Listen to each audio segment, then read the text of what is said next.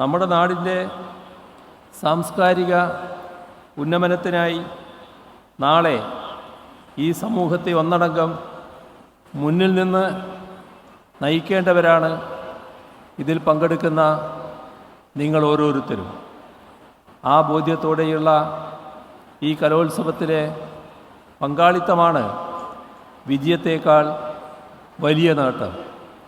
ആ തിരിച്ചറിവോടെ ഇതിൽ പങ്കെടുക്കാൻ നിങ്ങൾക്ക് ഓരോരുത്തർക്കും കഴിയട്ടെ. മനുഷ്യർ പൊതുവെ ഉത്സവപ്രിയരാണ്. ജീവിത ദുരന്തങ്ങളെ അഭിമുഖീകരിക്കുമ്പോൾ പോലും ജീവിതം ഒരു ഉത്സവമാക്കുന്നതിനെക്കുറിച്ചുള്ള സ്വപ്നങ്ങൾ മനസ്സിൽ സൂക്ഷിക്കുന്നവരാണ്. അത്തരം സ്വപ്നങ്ങളാണ് വലിയ ജനകീയ വിപ്ലവങ്ങൾക്കും സാമൂഹ്യ വ്യവസ്ഥാ മാറ്റങ്ങൾക്കും വഴിവെച്ചിട്ടുള്ളത് എന്നതിന് ലോക ചരിത്രത്തിൽ എത്രയോ ഉദാഹരണങ്ങളുണ്ട്. ഉത്സവങ്ങൾ കൗമാരക്കാരുടേതും യുവജനങ്ങളുടേതുമാകുമ്പോൾ അതിന് കൂടുതൽ ഓജസ്സും ഊർജ്ജസ്വലതയും കൈവരുന്നു.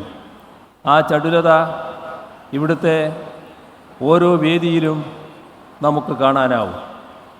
ഒരു ദേശത്തിലെ മുഴുവൻ കൗമാര പ്രതീക്ഷകളും വർഷത്തിലൊരിക്കൽ ഒരിടത്തു കൂടി മികവ് പ്രകടിപ്പിക്കുന്ന രീതി ലോകത്ത് മറ്റെവിടെയെങ്കിലും ഉണ്ടോ എന്ന് സംശയമാണ്.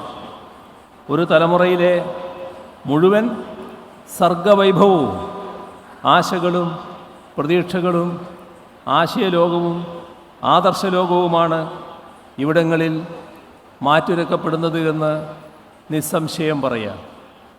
മനുഷ്യൻ ഇതുവരെ ആർജിച്ച എല്ലാതരം കലാവൈഭവങ്ങളുടെയും വിചിത്രവും മായികവുമായ ഒരു ലോകം നിങ്ങൾക്ക് ഇവിടങ്ങളിൽ ദർശിക്കാനാകും.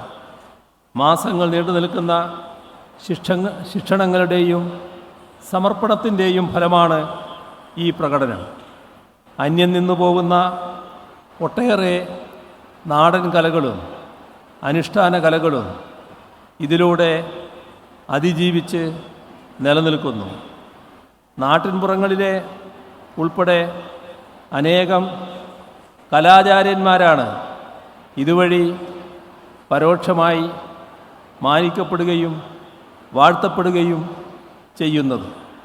അവരുള്ളതുകൊണ്ടാണല്ലോ അവരുടെ ശിഷ്യഗണങ്ങൾക്ക് ഈ കഴിവും മികവും പകർന്നു കിട്ടിയത്.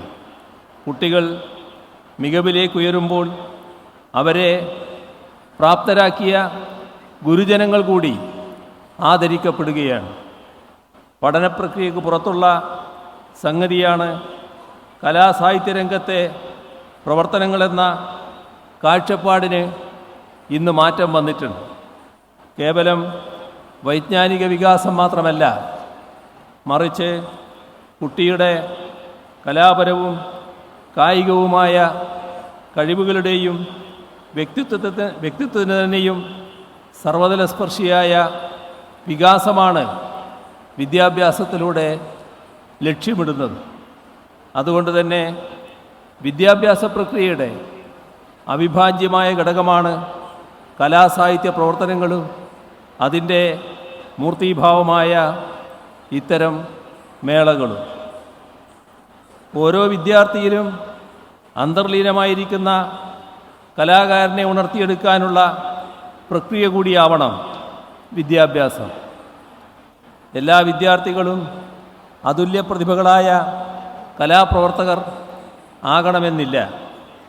എന്നിരിക്കലും ഓരോ വിദ്യാർത്ഥിയിലും അന്തർലീനമായിരിക്കുന്ന കലാപരമായ കഴിവുകൾ പ്രകാശിപ്പിക്കാൻ കൂടി വിദ്യാഭ്യാസത്തിന് കഴിയണം.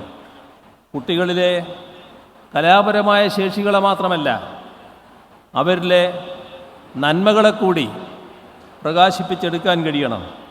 ചുരുക്കത്തിൽ ഒരു മനുഷ്യൻ്റെ പൂർണ്ണമായ ജീവിതത്തെ അഭിസംബോധന ചെയ്യുന്നതാവണം വിദ്യാഭ്യാസം എന്ന പ്രക്രിയ.